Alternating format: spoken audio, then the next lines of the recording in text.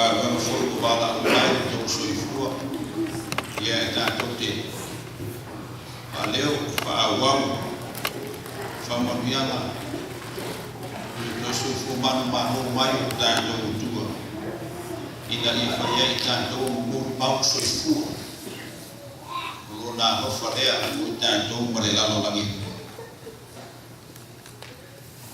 o se e soani buku mo tātou kulenga e mese tātou wa fie i nei tai au. Nau, e suafa manu o lea kuru tamale ano ma lea ngā pa i. Mo bawa se fua i taua mai le kusi nea na tātou whaitau whaalongolongo ai. E whai mata i ala. Whau ai ni la mona mani manatu. Ina ia o tātou mawhawhau a tini ai le tāua o le aso o le tue soifua mai o tātou whau. O mai ene kusi e roane lura tātou e losu e le whao mai ina e whai uwe wapa e whapeo na whai tau ina. O na uhu atu leo le taso na mua i o i le tūmama. Ua vaia ona tali tomu lea oi. Ona uhu atu lea o le tasi so na mua i o le tūmama. Ua vaia ona tali tomu lea oi. O le au e au ma i ai ni ma whauwhaunga i nei tai au. O le tū fia. O fia fianga ua au mai e le tōtū.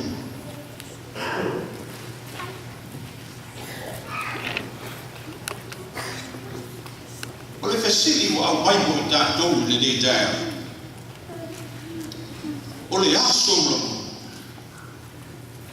Au le afo i so whaalo mona. Pe ai se mea sa e wha moe matuni matai ai. O se tau uma fia ai e te o atu i ai o tofu o na o ni whae longa o e vaia e whai ma mōri mau i ate ai o le afo i sau vai i se wha moe sa fola ina ai e te tau watu ua le ese tasi. Ai ua na o ni whae longa o loo taka te tia mai. E whauringa whapea le ata o le tōtū lea ua whamatala ina e au auna i oani. Mai ina ua ta whata o le tai au sapats. Ona o atu nei tu mamau. Esa o mua lava i tina. Ina o tamu atu la i tina.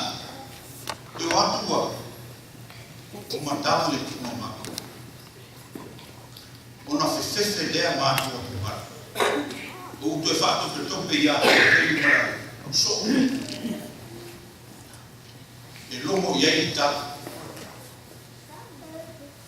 O matala le tu mamau. Au le ese tino o Iesu. Le tau atu la pe te lumare. So alofa ina i le tu mamau. Ua la mori mauina mawaia i na tanu mai ai Iesu. Ato ai ma solo sai le au Iesu. Ua tu ese matata ai le tasi tu. Ua vai atu le so wa hofaina. Ia o tata ai. Ma le solo o ta tia mai. ona ia tātou. E mai ngāle mō mau i mana. E lua ani ma ai ngā siri atu na tāu. E fe fumi sai i ai ma fe liu wai i ai o na mona o tātou manaka.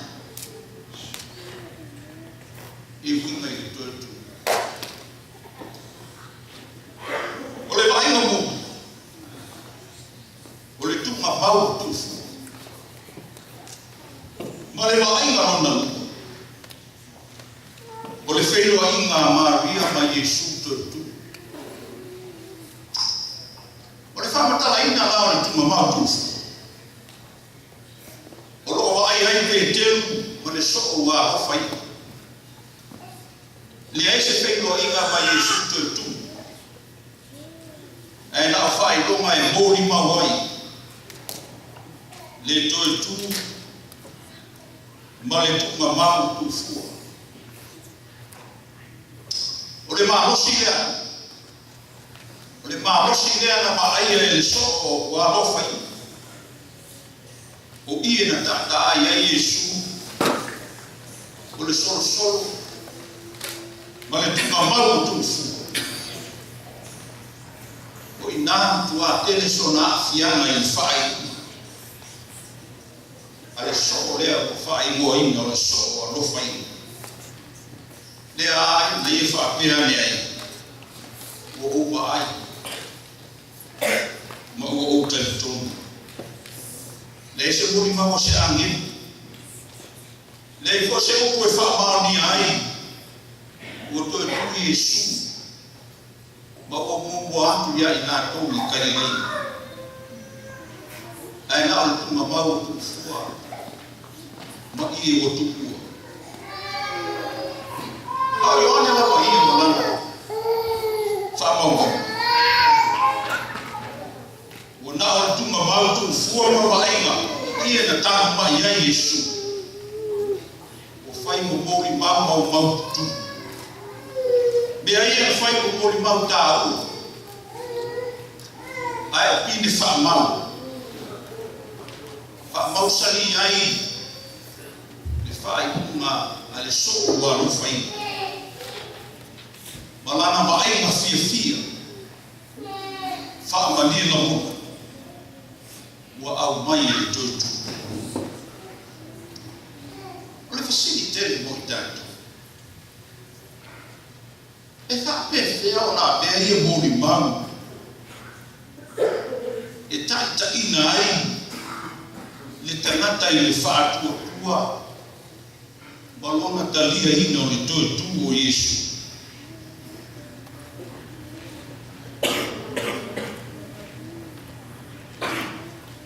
Whai mai na mōri mau a le soko alo whai. O au tati tō.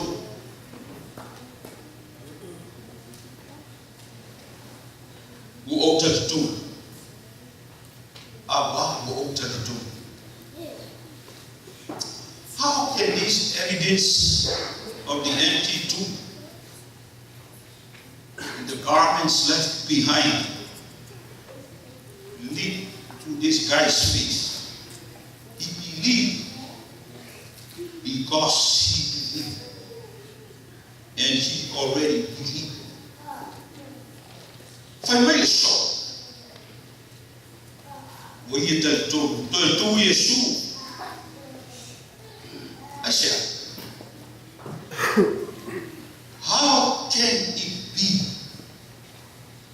Ma fio na tali tongu i e tangu mai ai ma tunga mau. E mai le mori mau le so lo fai. O mori mau fa maoni. A o ia tali tongu. Ona o le moni ma le wha maoni o le tau ki nonga sa whaia e Yesu. Ona o le moni ma le wha maoni o le moni mau a Yesu ia te ia la. A toa ai malona atu. The beloved disciple believed in Jesus and the trustworthiness of his promise about himself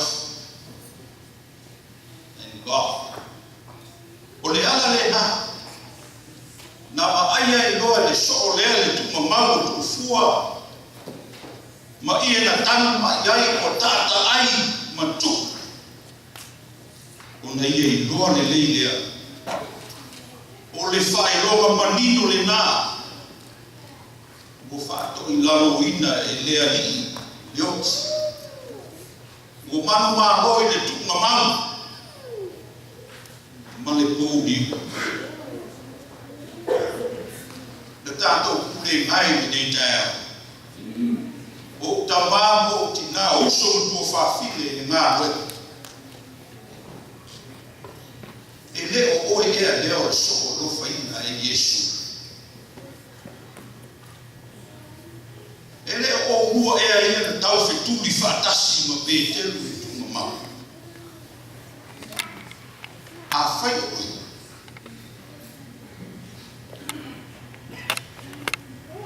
A whai oe.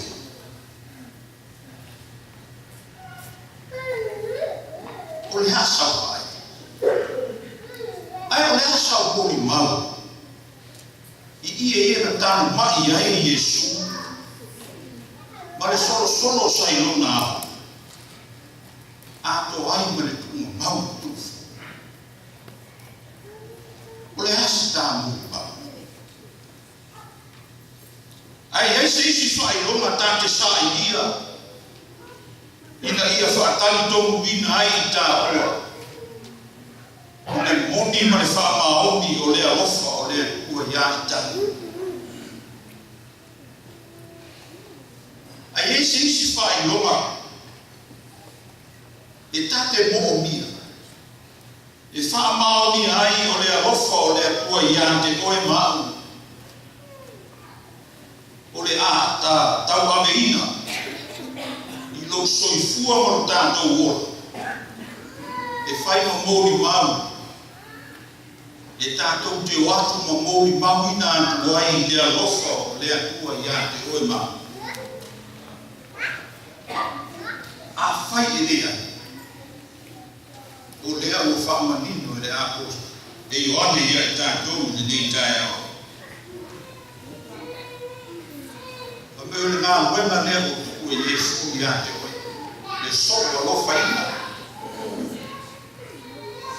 O le ata. Le ata o le ie na tānu mai ai o tata ai.